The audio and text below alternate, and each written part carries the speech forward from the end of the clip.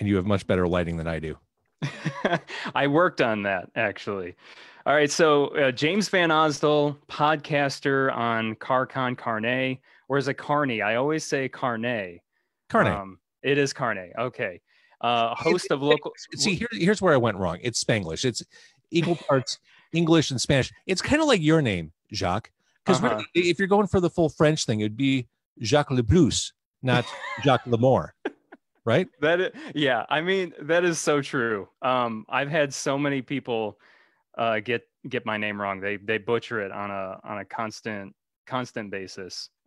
As obviously you shared a picture yesterday of you getting takeout, and they messed up. You know what did it say? Jane Vinopal. Vinopal? I thought it was Vinolto or something like that. That's what it was. Okay.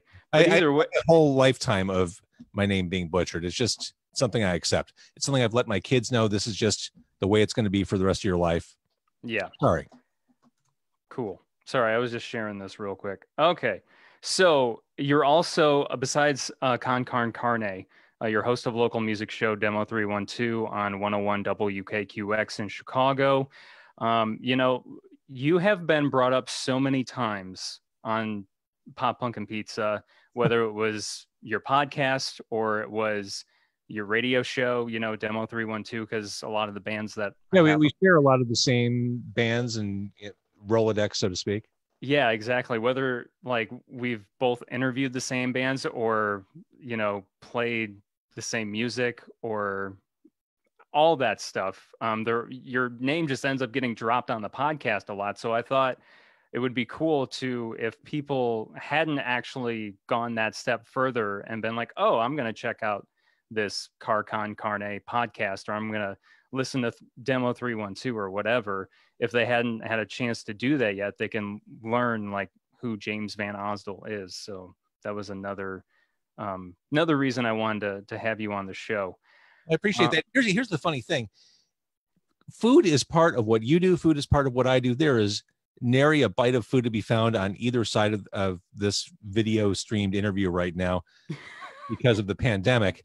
Usually I'm eating food in my car. Usually you're eating pizza, which is delicious and the perfect food, but there's no food happening right now. No. And I have a couple of the quarantine interviews I've done.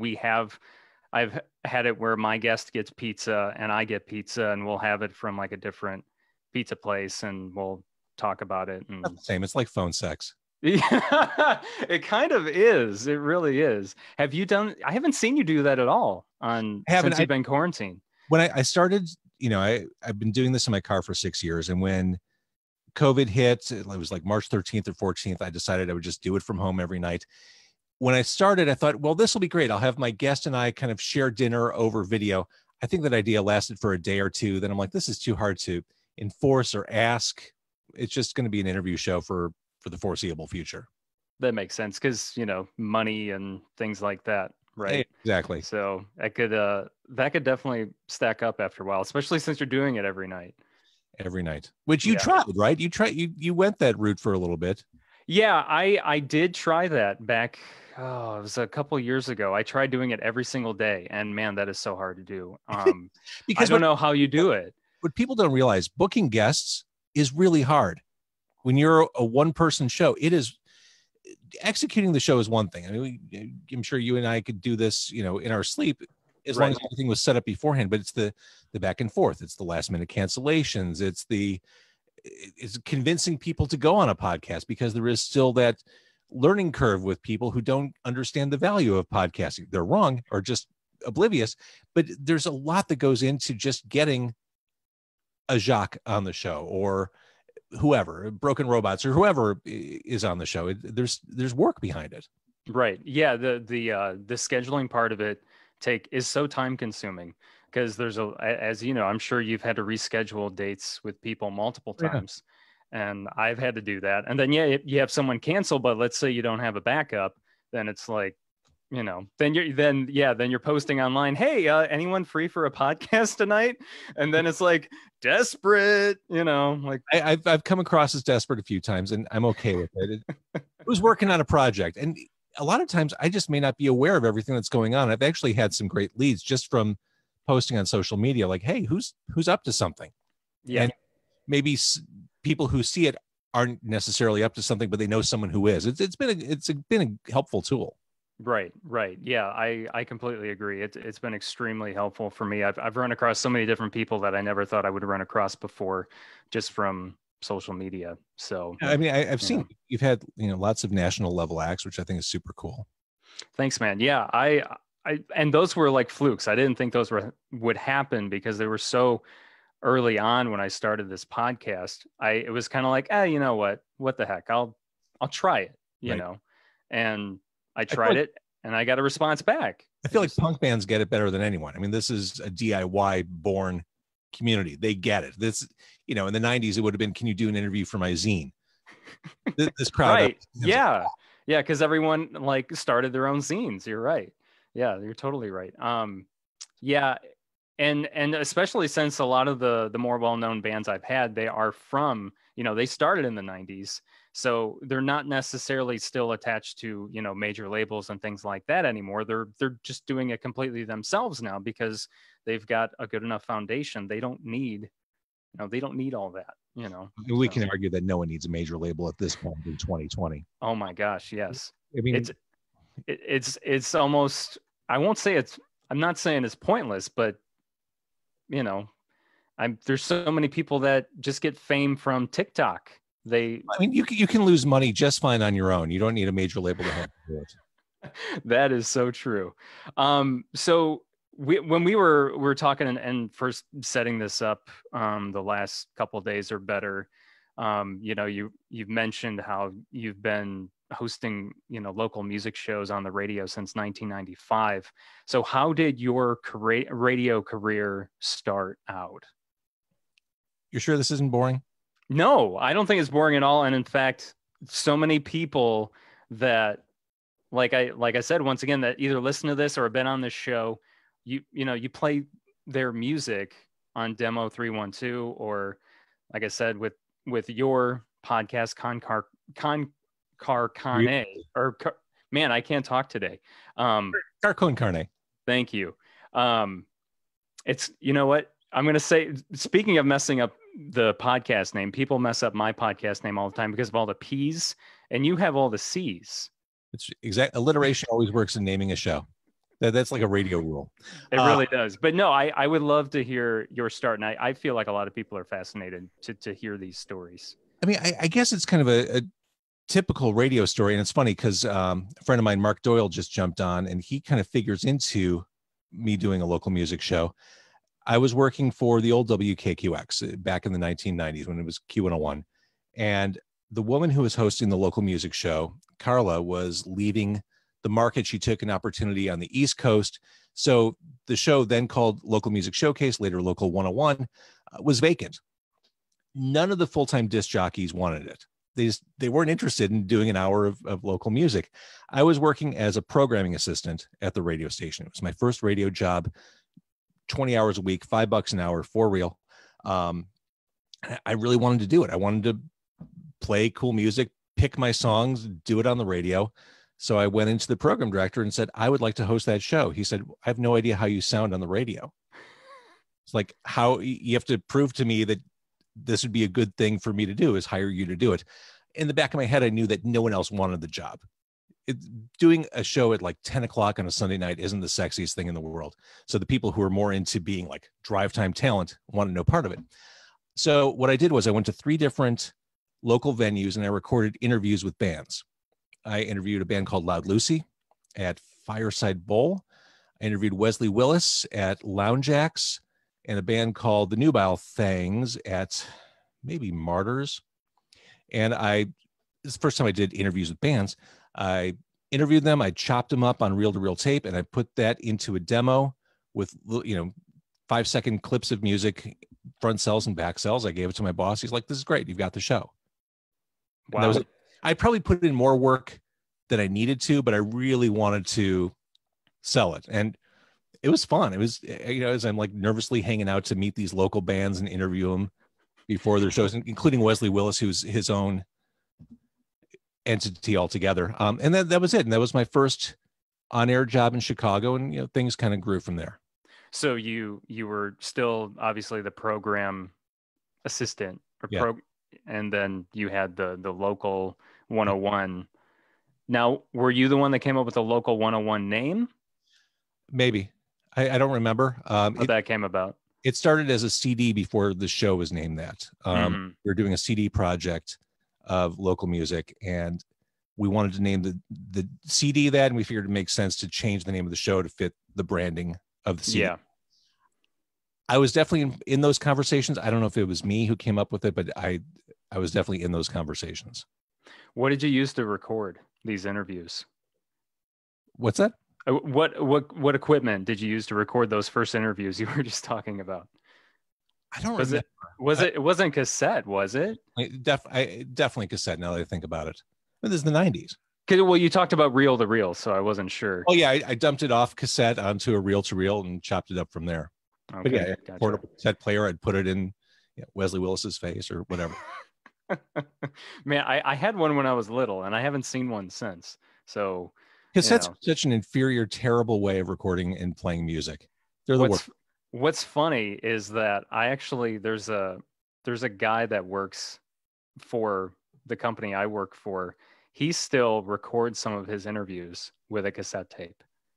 No joke. Has he seen the smartphone? He uses a smartphone as well, but he still, to some degree, he uses this tape. But I don't know exactly what it is, but it's, and he's he's an old school broadcaster, but Clearly. still. Clearly, yeah. But either way, it just always cracked me up. So you did the interviews, your first interviews, you put this demo tape together for your boss. Now it comes time to be like your first day on the air. So what was that like? I find that any person I talk to and any radio personality I talk to, their first day on the air is usually a good story. Like, I don't know that it is, because the local music show most of the time was pre-recorded.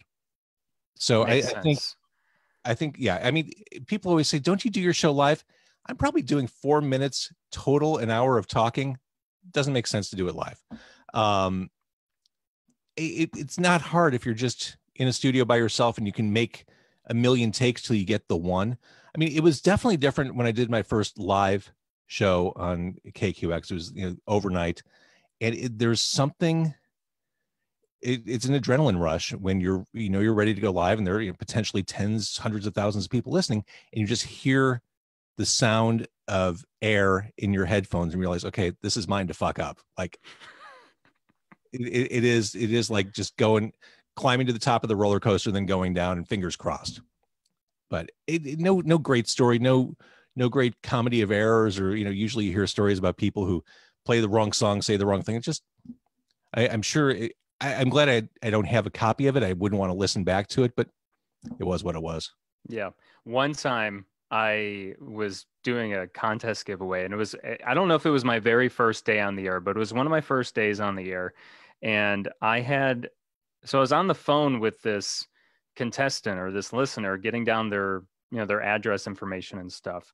And somehow I still had I had the phone like potted up on the air. It was somehow in program. Uh-huh. And so their information was getting out over the air, even though I was in a commercial break or I was playing a song or something, but somehow you ruined a commercial on top of it. That's right. So one of the sales reps came upstairs to the studio and was like, so how's so-and-so? I hear they live in, this town, and like they knew their address, because that was just their way of telling me that, hey, by the way, a little passive aggressive. Yeah, a little bit, but it's like, just so you know, that actually went over the air just now. So what's some advice that you were given like earlier on in your career that still echoes in your mind to this day? It's a good question, and it's an obvious answer. Be yourself. I never changed my name to be on the radio. I never wanted to be like James Cougar or James Van Zant or whatever. James Cougar would be good. Sure. Van Ostel's better, the person who you are on the air, on the podcast, needs to be the same person you are when there's no microphone in front of you. I don't do shtick. I'm just who I am. I mean, that's the best advice I could give anyone starting in radio or starting a podcast is be authentic. I mean, now more than ever, people crave authentic voices. And that's it. Another great piece of advice, less about being on the air, but just a great business piece of advice. My program director, Dave, in the late 90s.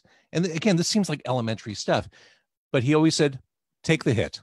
If you fuck up, if you do something wrong on the air, off the air, own up to it and move on. The people who push back against the problems they cause are the ones who always make things worse. Yeah, you're right. I didn't play that song when I should have, or that interview went longer than it should have. Just take the hit, move on. And that's a good thing for disc jockey program director relations. That's something that I feel like sometimes I don't remember. I feel like I didn't really think about that. You know, I mean, I've been doing this for 5.5 years. Me too. And well, the podcast, right? Has you said 6 years actually for the podcast, but obviously radio much longer. I started in radio in 2014, so I'm still like a newbie in this whole thing. But I feel like earlier on I would maybe battle more instead of just like you said, you just own up to it. No, worth the battle. It's like, okay, no, you're right. It's not. It really isn't. And I agree. I completely agree with that. So typically on your podcast, you pick a restaurant, you obviously sit in the car with a guest, you eat food. That's so January, what you're describing. That's so January, February. Well, I mean, how I roll now. Do you have a set date of when you're going to get back to doing that? Or it's a great question. I think about this every day. I've been thinking about this every day since March. I don't know. I'm going to Gibson City on the 25th of this month, which is downstate, kind of Champaign, Bloomingdale, somewhere in that area. I was just down there on Saturday. I went to see Harry Potter. So okay, so you went to the drive-in there, which is where I'm going. Local H is doing 2 nights down there. I'll be out there for the first night. And for the first night, I'll be doing Car Con Carne with Scott before he plays.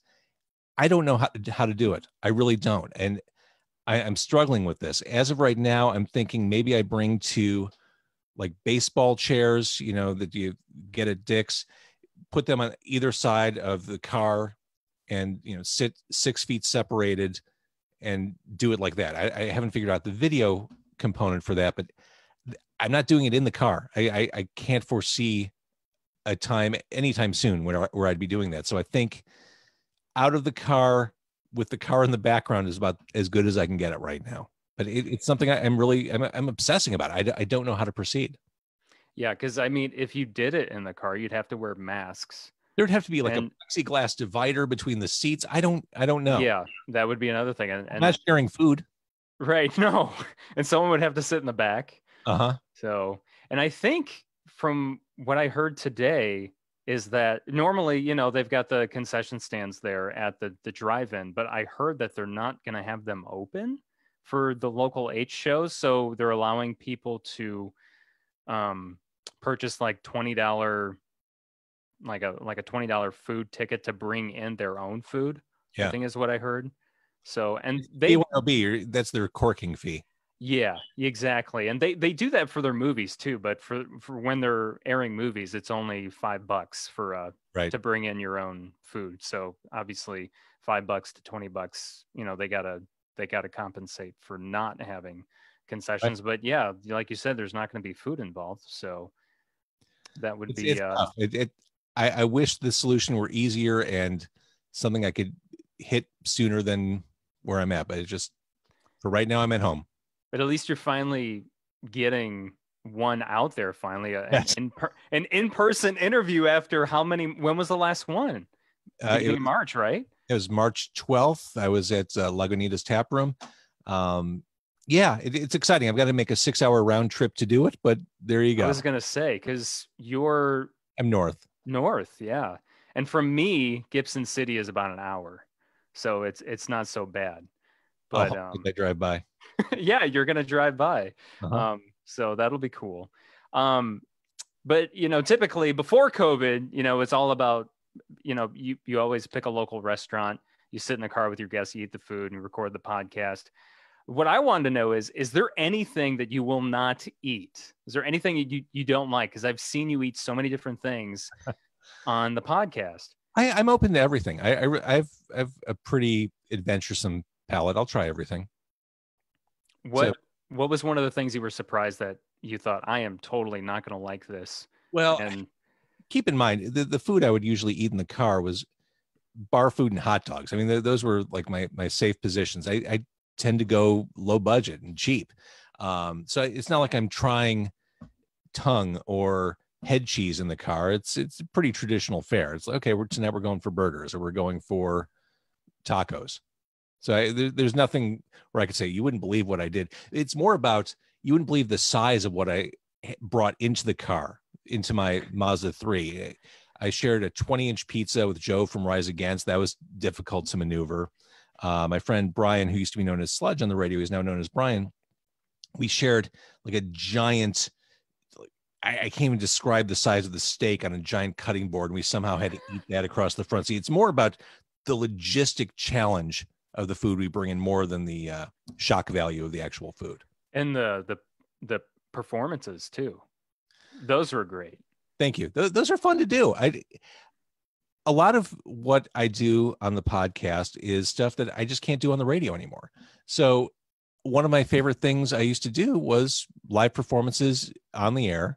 And this is how I do it. I have bands bring in instruments and I try to mic it all up. And sometimes it's a train wreck. Sometimes it's transcendent. I never know what it's going to be.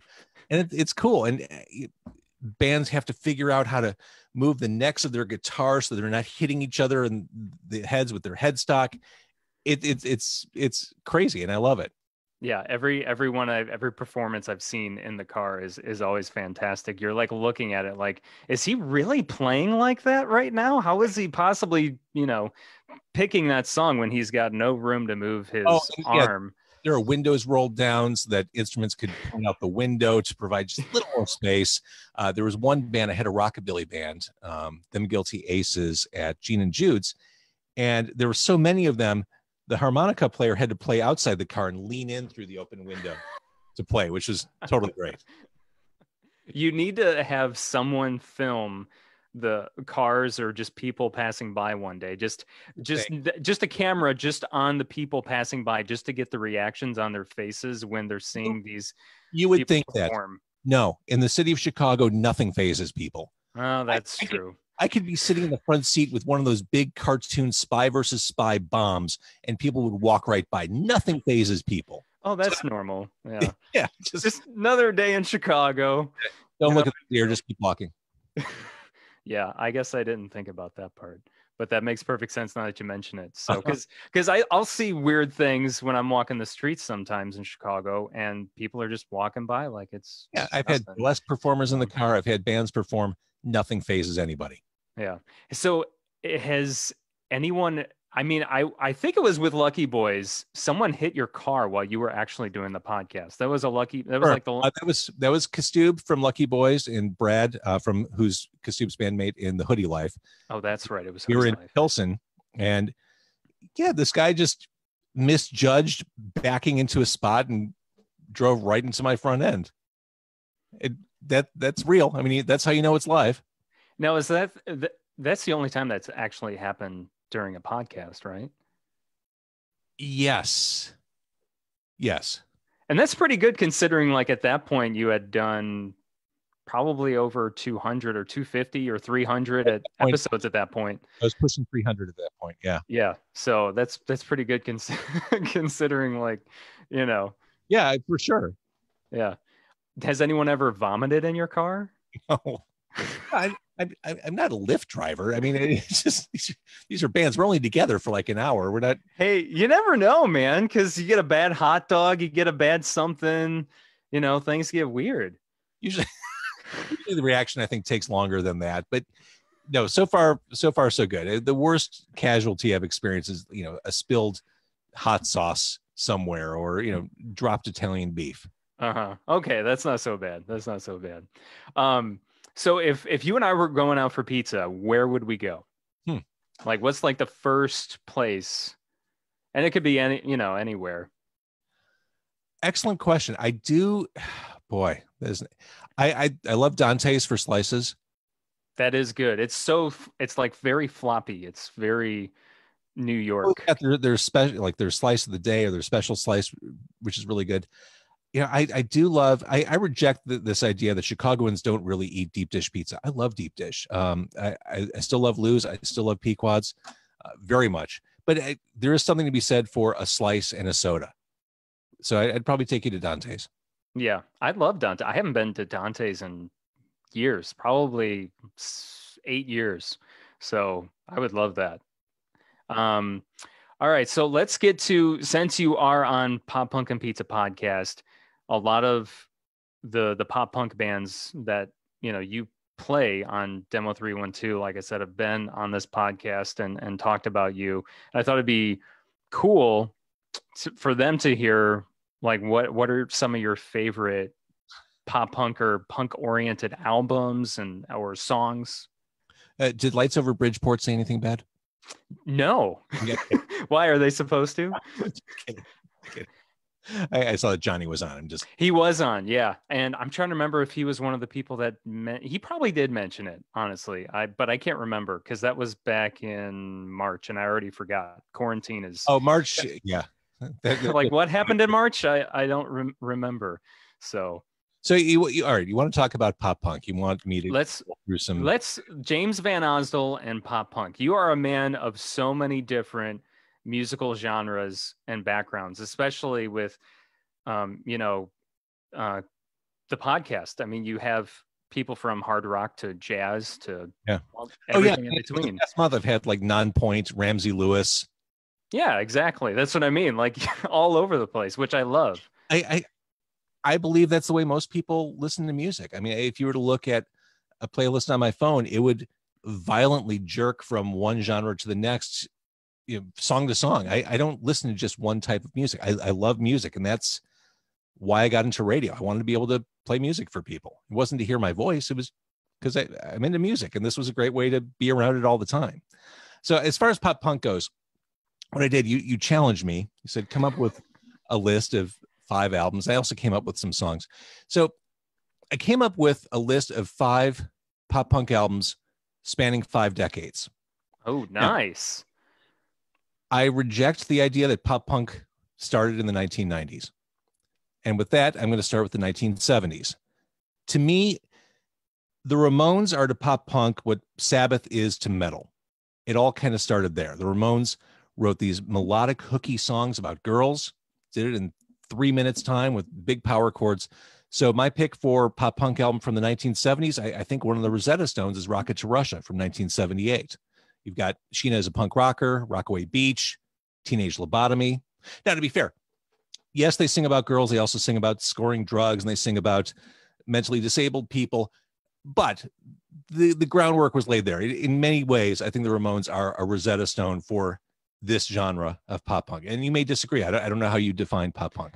No, I would completely agree with that, because before like Green Day did their whole American Idiot thing, and actually from American Idiot on, I guess pre-American Idiot, so many people just said, oh, they're just the Ramones. Like, you know what I mean? Like a lot of the sounds, a lot of their songs are very comparable to what the Ramones laid out. So I completely agree with that. So, all right, so let's jump to the 80s. I think the answer that you're supposed to give for the 1980s is Milo Goes to College by the Descendants. That's not my pick. My first real exposure to pop punk, and it's punk rock, but we're going to call it pop punk, in the 80s was Screeching Weasel, the album Boogada Boogada Boogada, which is fun to say. Boogada Boogada Boogada. It's not their best album. I think their best album is still a couple years away, but this was one that I connected with. That I remember when I heard I Hate Led Zeppelin by Screeching Weasel for my first time, this is late 80s, and the lyrics, Robert Plant is a slimy fuck, John Bonham, man, he really sucked.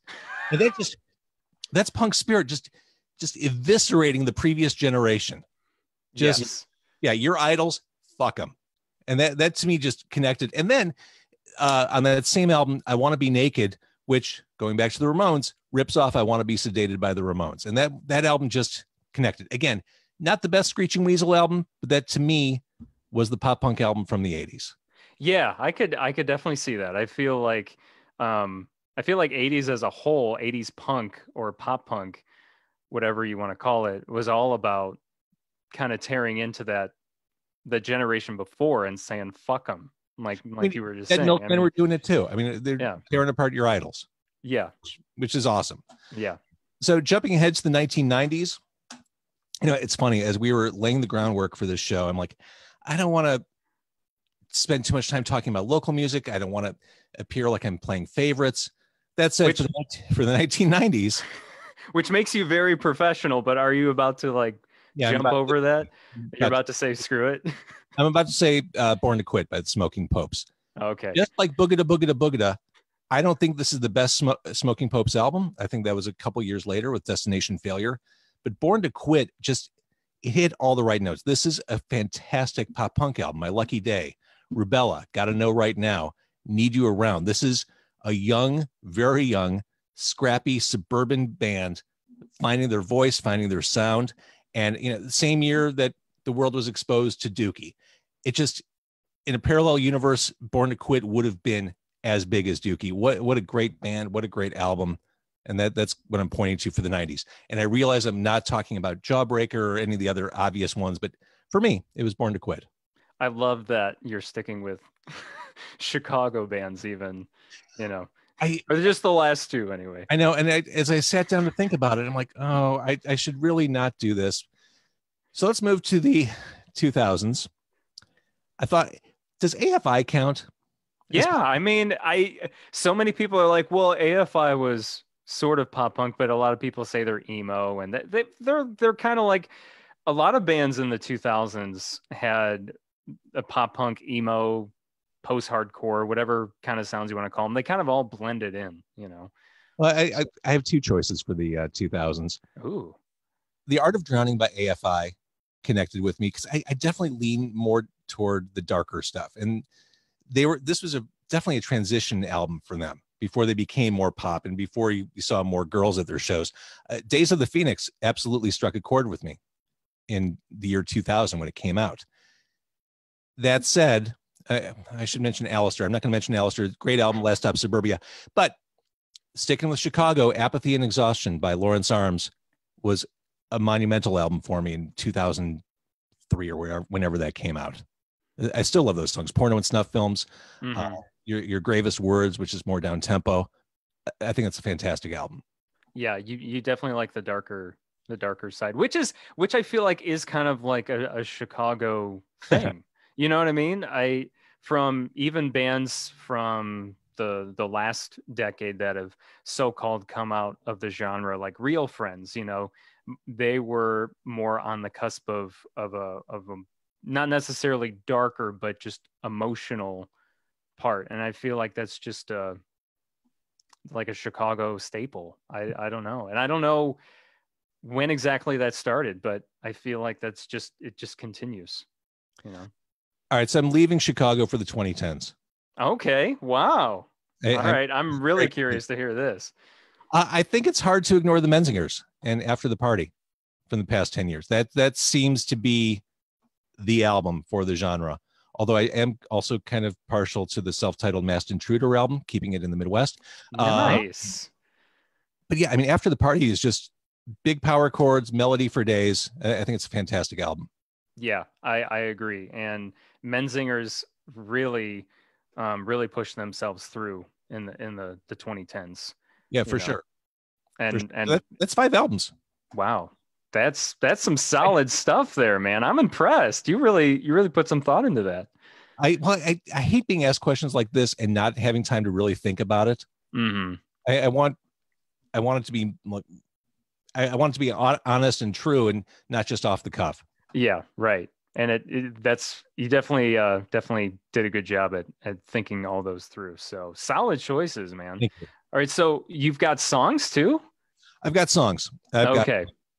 My favorite newish pop punk song is one that people probably won't like. It's Boris the Sprinkler, new album. It's like a 2-minute song. It's called "She Got the Wonk Shicky Shicky Wonk Wonk." It sounds like it's straight out of the 60s. It's ludicrous, it's stupid, and it's a total earworm stuck in my head.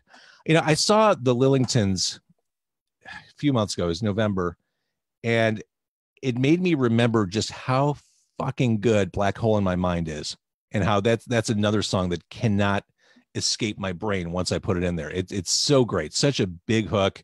Love the guitars on that. Another song I'm going to add to my list. Let's go back to the Smoking Popes. You Spoke to Me, which is about Jawbreaker, so it's kind of a Jawbreaker.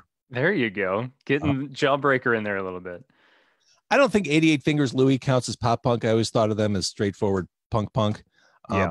But I love 100 Proof from them, and I'm representing 88 today. Oh, nice. Very nice. Now, one thing you may notice in my songs, in songs and picks, I don't lean too hard on the pop side of pop punk. Yeah. That said, I can appreciate all day long the pop beauty of Swing Swing by All American Rejects. That to me is a really well-constructed pop song. It's beautiful. Love the vocals on that. I think that is a great example of the genre. There's something about their songwriting or Tyson Ritter, I think. I don't know why I'm forgetting his name. He's just so good at portraying that pop, but hooking in that punk influence in there. And I've always loved All American Rejects. So I actually was not expecting that, considering your album choices and the songs you picked before that. But I realized I didn't have any higher pitched poppy vocalists on my list, so I figured I should throw one in there just to balance things out. I love it. Was that the last one already? I've got a couple other ones. What do I want to go with? Does Face to Face count? Because I loved I Won't Lie Down in the 90s.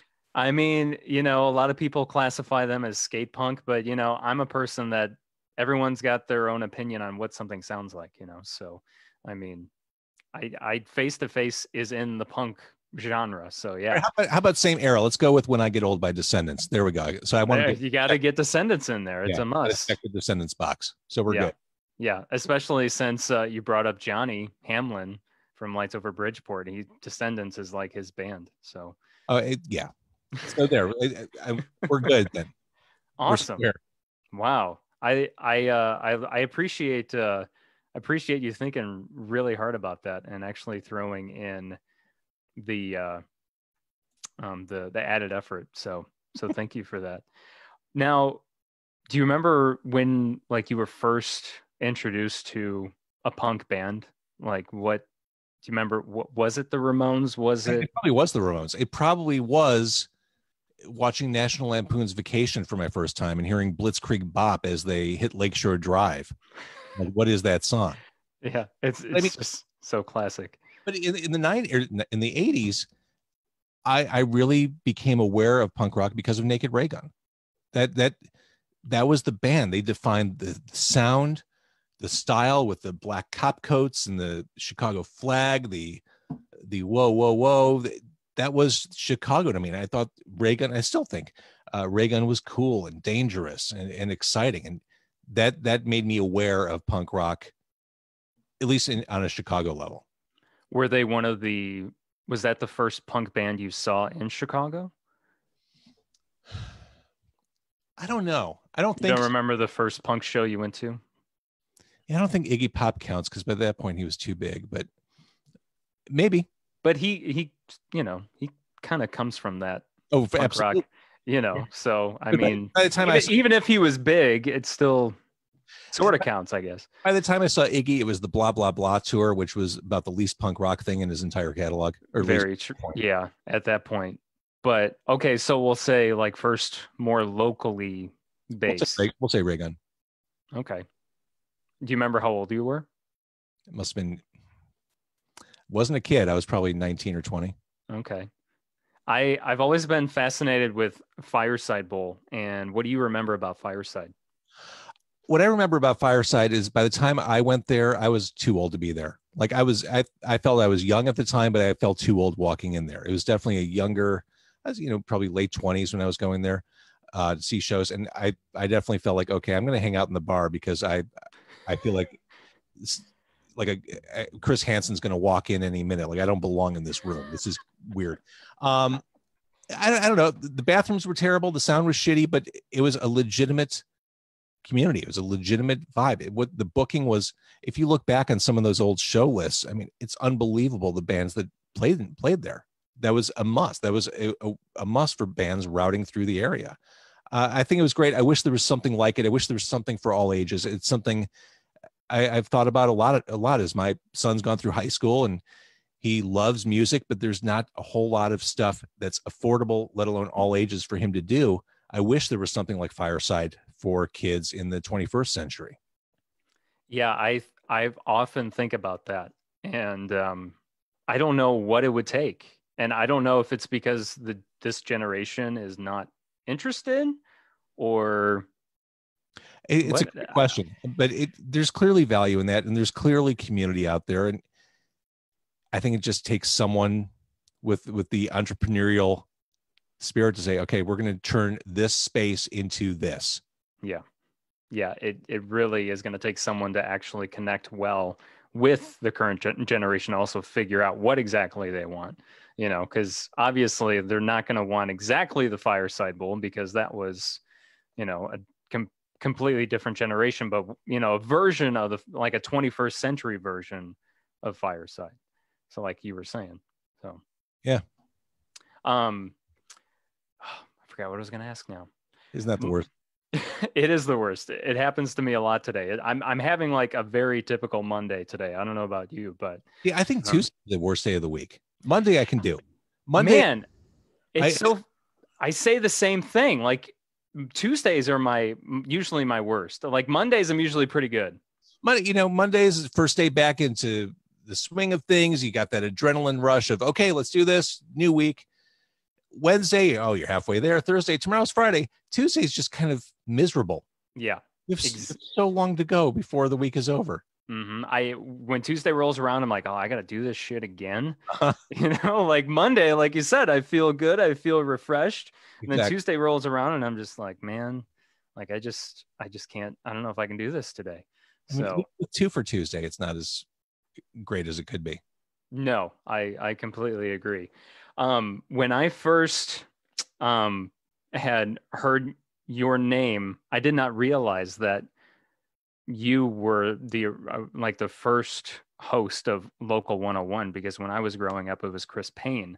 So it was actually Drew Neely, who was the one that was like, it's like, yeah, James Van Osdol, he was the one that did Local 101, and he used to, or there were shows at Metro that used to throw, right? He used to talk about those shows. We would do Lodo shows at Metro every week, all local bands, and Metro would book them. I'd come out and host them. Those were great times. Yeah, I think what sparked it is he showed me a video from one of those shows, and it was insane how filled the place was for a local showcase. Depending on the week. I mean, what I do appreciate from that period is we had the radio station support. Like the radio station talked about these shows every Wednesday for $5. I think it's $5. See 4 bands, and there'd be one mid to upper range local band headline, and maybe it was Not Rebecca one week, or I don't even know, but it was cool, and there was momentum. It was a series that had a brand that was developed over time, and it worked. I really, those were great times. It would be cool to get something like that back if things ever with COVID, Agreed. It would just be, I feel like we need more things like that in the scene again, so to speak. I finally just started reading the oral history you did on the original Q101, and I'm like way behind because like I think I discovered it like 3 years ago. Now I'm finally just like starting to get into it. I don't want to spoil the ending, but the station goes away. It does? Oh, no, it doesn't, because I can't tell you how many people are still calling it Q101, and I correct them all the time. I'm like, no. It might seem like it could be the same. It's the same, frequency, but Same call letters. I get it. same call. Yeah. Well, the call letters are a little different, aren't They're they? percent the same. WKQX. It wasn't. Nope. I thought Trust me. really. I always thought the call letters were a little different, like just slightly, for 1011 back in the 90s. Nope. No. Well, I'm looking forward to reading the rest of the book. So, As a radio person, I think you'll appreciate it. yeah. What are some of the? I mean, you've had so many different stops at so many different stations over the years. So I know you got to have some interesting stories to share. I don't know. Whatever stories there are probably in that book. I mean, you and I have both arrived at radio or in radio after the insanity, the insane years, the cocaine and hookers years.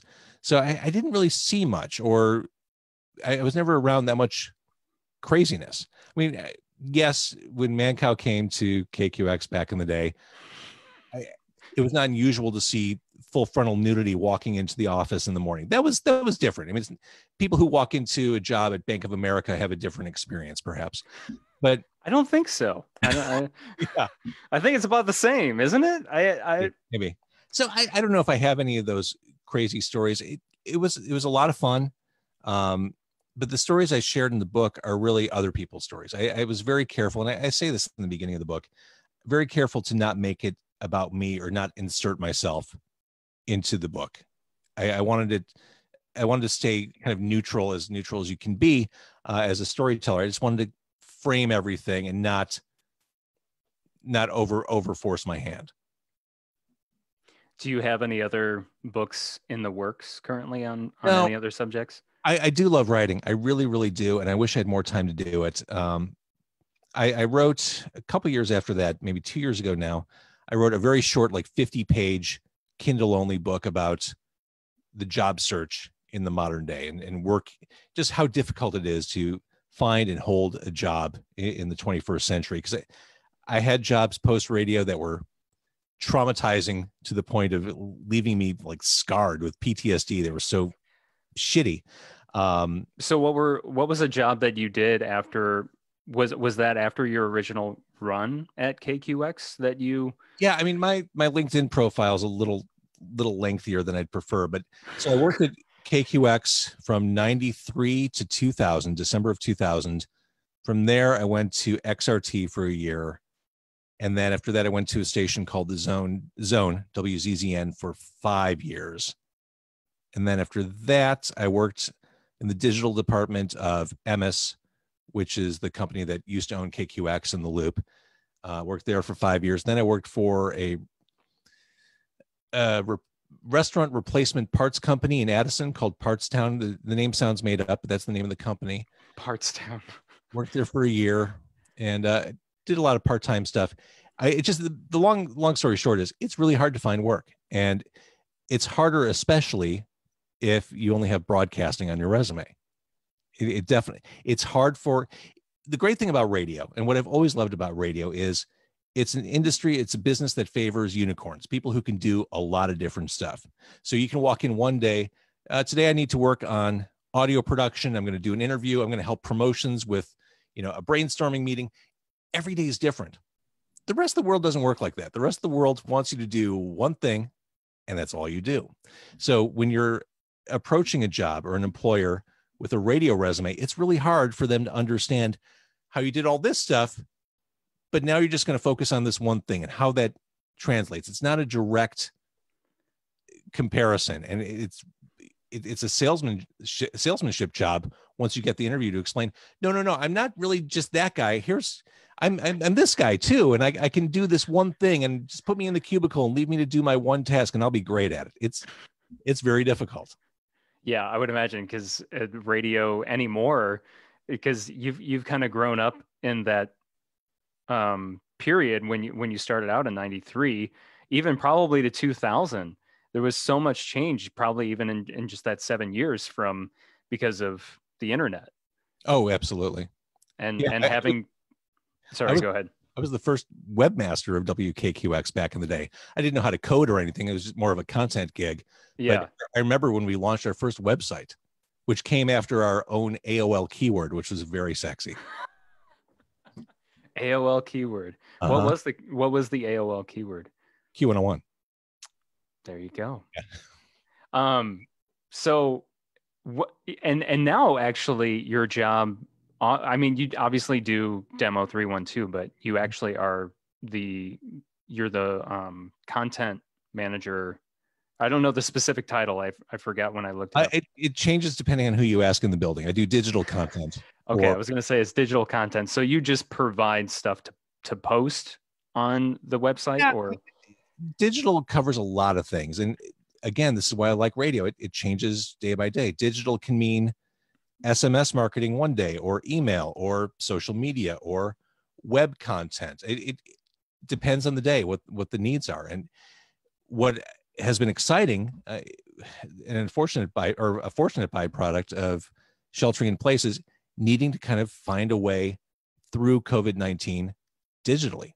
What do you do? And this is a topic, I mean, not just in the workplace, but this is something I talk about on my podcast a lot with musicians and other creatives. How do you navigate through this? How do you create around this? Because you can't wait for the world to return to normal. I don't know that that's something that will ever happen.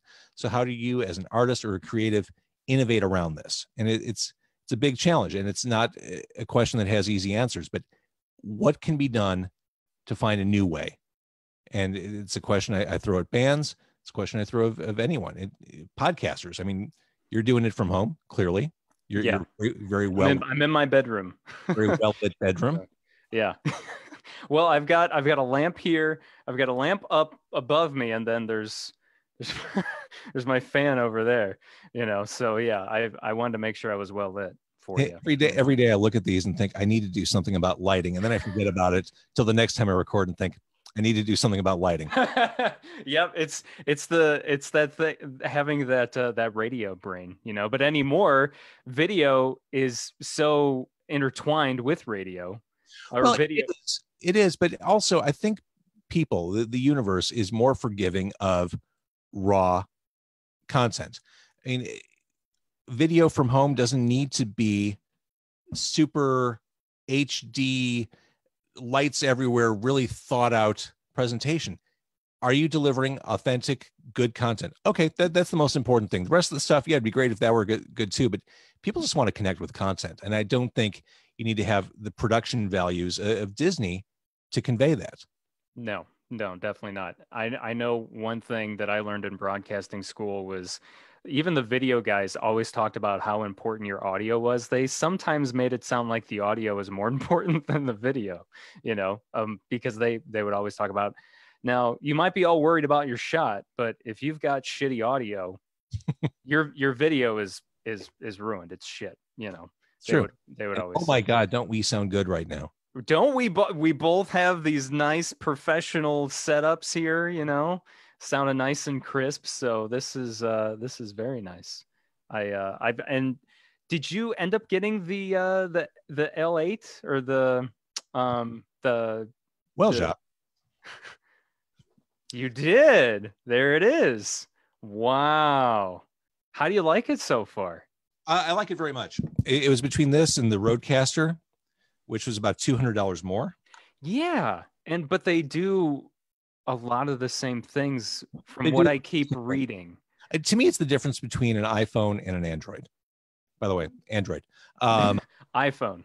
The Rodecaster is very much a plug and play, but there were certain things about the L8 that I really liked, one of which, 2 more mic inputs, which, if I'm recording a band in my car, I would love to have the opportunity to plug in 2 more mics.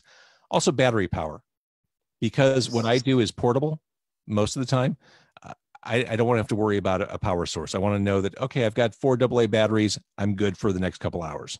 Right. Those were 2 of the big deciding factors. And also, if I don't have to spend $200 more than otherwise, I don't want to. Everyone's tight right now. I don't want to spend that extra money. Yeah, and I know the L8 even still has the tiny little pads you can hit if you Yeah. want to do like a sound effect It or doesn't work for what we're doing right now uh-huh. because the pre-programmed pads, which would be where you play music beds or drops, they share channels with the USB input. Okay. Gotcha. So that's maybe a bit of a downside, but it just I right, don't it just drops. depends on Literally, it's me just playing Josh Caterer's voice for the theme song. I'll add that. yeah. Yes, it's fine. Yeah. Right. It's not a big deal. You can just add that in later, you Yeah. know. So awesome. Oh, I was gonna ask you about guitar though. I've been wanting to know how that's going. I know you said that was one that's been like one of your things besides, doing Car Con Carne every day. Yeah. I mean, Learning guitar. I realize that I get bored and antsy if I don't have stuff to do. And I wanted to give myself purpose when we started sheltering in place. So I moved my podcast to nightly. I'm like, okay, this will give me something to do. This will give me structure, a minimum of 5 nights a week. And I thought that was a great idea. Then I thought I should do something that's a little more educational. So I've always wanted to learn how to play guitar. So beginning of April, I got myself an acoustic Fender, and I've been taking the Fender play classes every night. I've been practicing 15 to 30 minutes a day. I'm as good as you'd expect after 2 months, but I'm aware that I'm making progress. It's nothing I'm ready to share with the world, but I'm aware that I'm getting better just by doing it every day. And it's hard. I mean, my fingers are calloused, so I've got that to show for myself. But that's good. Oh yeah, absolutely. At least you've got that built up. But it's been a lot of fun. And in my head, I think I had it as being harder than it is to learn. It's just like with anything, you just got to do it every day. And so I'm having a blast doing it. That's my problem, is getting in that routine of doing 15 minutes or however many minutes a day. I still can't get myself to do it. I mean, I play, but I'm not getting any better because I'm not playing every day, so And all that, yay me, I'm doing my podcast every night. Yay me, I'm learning guitar. I realize that's the way I'm handling things. I also think it's okay if people aren't doing shit during this. I realize this is such a weird time of this shared collective trauma. If people shouldn't feel bad if they're not being productive. It's just a weird, strange, awful time, and it's scary and uncertain. If you want to go through Netflix for hours on end, great. I think all bets are off. Everything's fair. If you want a day drink, sure, that's fine too. just because everyone deals with it differently. Yeah, that's it. There's no set way you should deal with it, other than don't be self-destructive or harmful to others. Those obviously are the guidelines. Yeah, right. Those are the obvious things. You don't want to do that. So, but it's been great talking to you, James, and I really appreciate this because I've looked up to you, obviously, you being a veteran in Chicago media, and I've still kind of starting out in this business. It really means a lot that you took some time with me today to just talk about talk about the podcast, talk about your favorite pop punk albums, and how things are going during COVID. But I'm glad that you're finally going to be doing an in-person interview. I bet that's going to be weird driving all the way to Gibson City for you, man. You're going to be like, what's going on right now? I'm going somewhere. Just hit 57 and keep going. Yeah, pretty much. You're going to go to 57 and then get on like 50, get off at 54. That's not the exit number. That's just the name of the road. And then I can't remember. I think you're on 54 for a while. And I can't remember from there. Cause obviously I was just there on Saturday, but I've been there, I don't know, probably 5 times in the last 10 years to that drive-in. And it's pretty cool. I don't know if you've been out there, but no, I haven't. And it's one of those things. I know getting there will be awesome. I'll play my music on Bluetooth. It'll be great. It'll be fun. Look at this. I'm going on an adventure for the first time in months. Going home's going to suck. Yes, it always says, even an hour away, because it's already late at night because the movie doesn't start until late. Right. Until it's dark out. Yeah. And it's going to be the same for the show.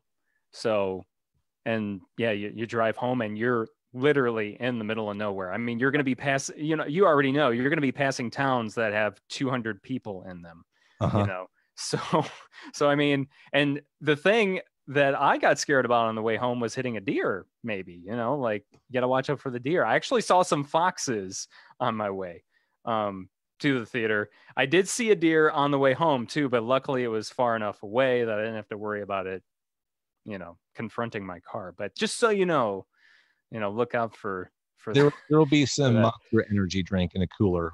Yeah. To co-pilot me back.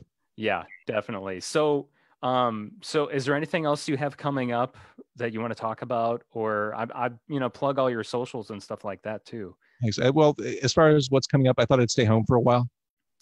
Yeah, that makes sense. I mean, what else are you going to do? I mean, that's all we're doing. I mean, I'm going to stay home for a little bit. Socials, Car Con Carne on Instagram, Facebook, Twitter, carconcarne.com. That's where you find it. Okay. And then if, there's, as far as Demo 312, if there's a band in the city that's never submitted music to you before, how do they do that? 101wkqx.com/demo312. There's a submission form. I will encourage you to send links to downloads. The worst thing I get is Spotify links. I can't play those on the radio. Send me your music so I can actually turn around and play it the next week. Is it usually Dropbox or something like that you prefer? Dropbox, or Drive, whatever. Yeah. Any okay. of those cloud-based platforms. Yeah, Waves, MP3s. Waves only. Waves only. Okay. Yeah, that's good to know. Yeah, they sound better on the air than MP3. Oh yeah. Oh, so much better than an MP3. I completely agree. And then I think that's pretty much it. So I was just trying to make sure we cover the bases. So what's up? Let's kill the Facebook Live. Thank you everybody for watching in the middle of the afternoon. Yes, thank you.